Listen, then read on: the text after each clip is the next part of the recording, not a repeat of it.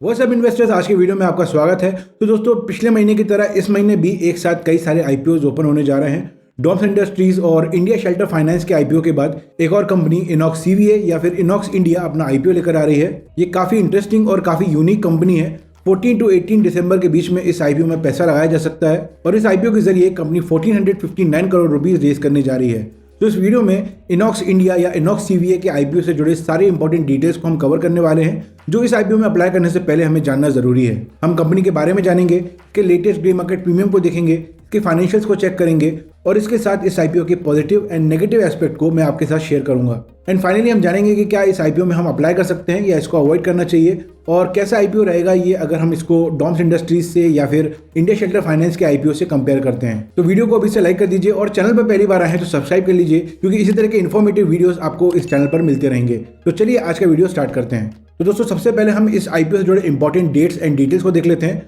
तो दिसंबर 14 से लेकर दिसंबर 18 के बीच में इस आईपीओ में अप्लाई किया जा सकता है। बेसिस ऑफ अलॉटमेंट 19 दिसंबर है और लिस्टिंग डेट कंपनी ने 21 दिसंबर रखी है। लेकिन ध्यान रखिए, इसमें जो डेट है इसमें बदलाव हो सकता है, ये डेट आगे या पीछे हो सकती है। इसका प्राइस बैंड जो है वो 627 रुपीज़ टू 660 रुपीज़ पर शेयर रखा गया है।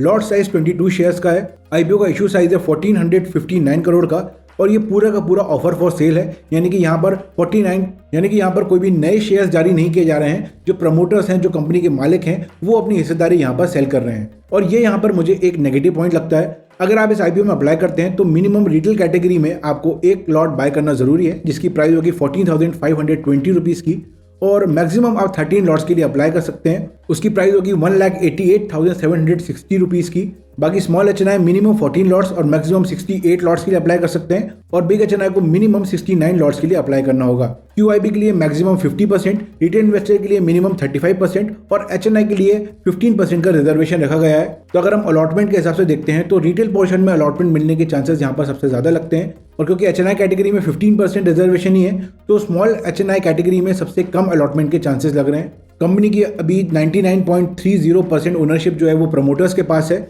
और जब इशू आ जाएगा तो ये 75% रह जाएगी।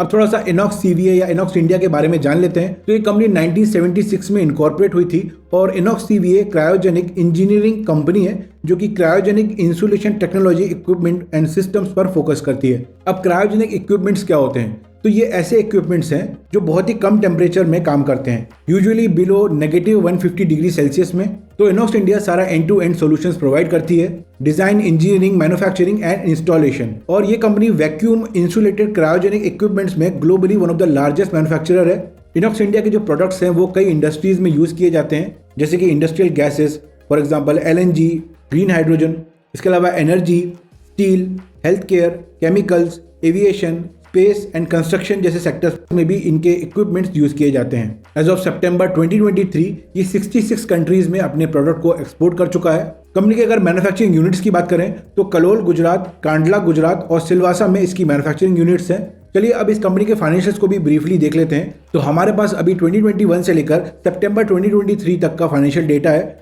टोटल एसेट्स एंड रेवेन्यू में ईयर ऑन ईयर बढ़िया ग्रोथ और स्टेडी ग्रोथ दिख रही है। 2022 के मुकाबले 2023 में जो रेवेन्यू है वो 22.46% से इंक्रीज हुआ है। प्रॉफिट आफ्टर टैक्स भी ईयर ऑन ईयर इंप्रूव हुआ है। 2022 के मुकाबले 2023 में कंपनी का प्रॉफिट आफ्टर टैक्स 17.02% से ग्रो हुआ है।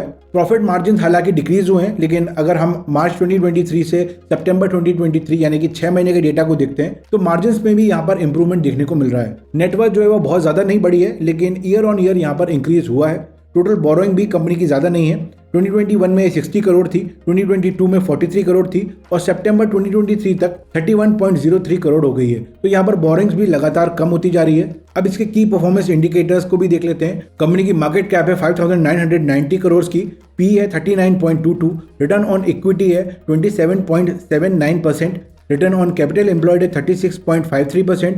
बोथ आरओसी एंड आरओई बहुत ही फिनोमिनल है। अर्निंग पर शेयर की अगर बात करें तो 16.83 रुपीज़ है। रिटर्न ऑन नेटवर्थ भी बहुत बढ़िया है 27.79%। तो ओवरऑल देखेंगे तो कंपनी के फाइनेंशियल्स काफ़ी अच्छे हैं।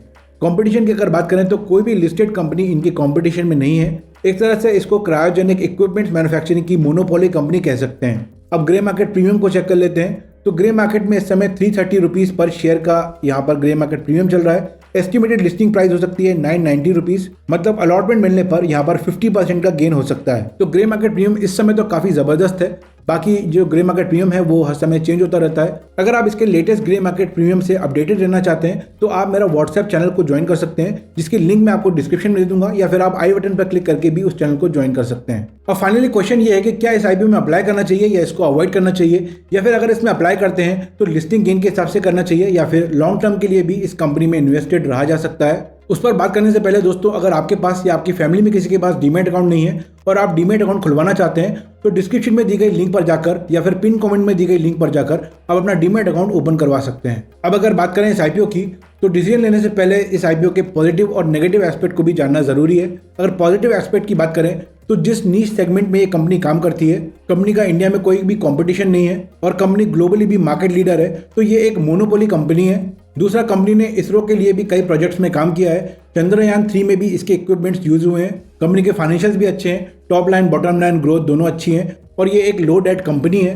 आईपीओ फुली प्राइस्ड है और ग्रे मार्केट में भी इस आईपीओ की काफी अच्छी डिमांड है। ये कुछ पॉजिटिव पॉइंट्स मुझे लगते हैं। अगर नेगेटिव एस्पेक्ट की बात करें तो कंपनी का 14% रेवेन्यू केवल एक कस्टमर से आता है, 56% टॉप 10 कस्टमर्स से आता है और 72% रेवेन्यू टॉप 20 कस्टमर्स से आता है। तो इस कंपनी का जो कस्टमर बेस है वो बहुत बड़ा नहीं है और ये कुछ चुनिंदा कस्टमर्स पे ही डिपेंड करती है।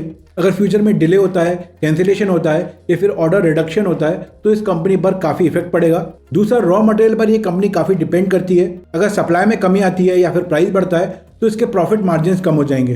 तीसरा, नेगेटिव या फिर रिस्क फैक्टर कह सकते हैं कि जो क्रायोजेनिक इक्विपमेंट्स होते हैं वो काफ़ी रिस्की होते हैं, उनमें लीकेज का डर होता है, तो यहाँ पर क्वालिटी कंट्रोल मेंटेन करना भी बहुत इंपॉर्टेंट होता है। चौथा, ये कंपनी एक्सपोर्ट पर हेविली डिपेंडेंट है। फाइनेंशियल ईयर 2023 में 45% और 2023 के 6 मंथ में 62.18% रेवेन्यू जो है वो एक्सपोर्ट्स के थ्रू आया है। तो अगर फ्यूचर में एक्सपोर्ट टैरिफ्स बढ़ जाते हैं या फिर ट्रेड बैरियर्स लग जाते हैं तो इस कंपनी पर इसका बहुत नेगेटिव इंपैक्ट होगा। ये कुछ मेजर रिस्क फैक्टर्स हैं जो कंपनी ने अपने रेड हेरिंग प्रोस्पेक्टस में मेंशन किए हैं और किसी भी आईपीओ में अप्लाई करने से पहले उसके नेगेटिव एस्पेक्ट को भी जानना बहुत जरूरी होता है। अब अगर फ्यूचर प्रॉस्पेक्ट्स को देखें, कंपनी के फाइनेंशियल्स को देखें, कंपनी की ऑर्डर बुक को देखें और आगे कई सेक्टर्स जैसे कि स्पेस प्रोजेक्ट्स में भी इसके इक्विपमेंट्स यूज हो सकते हैं, तो कंपनी फ्यूचर में काफी अच्छी ग्रोथ दिखा सकती है। इसलिए मुझे लगता है यहाँ पर लिस्टिंग गेन के हिसाब से तो पैसा लगाया ही जा सकता है। उसके अलावा लॉन्ग टर्म के लिए भी इस कंपनी में इन्वेस्ट किया जा सकता है। मैं पर्सनली इस आईपीओ में जरूर अप्लाई करूंगा।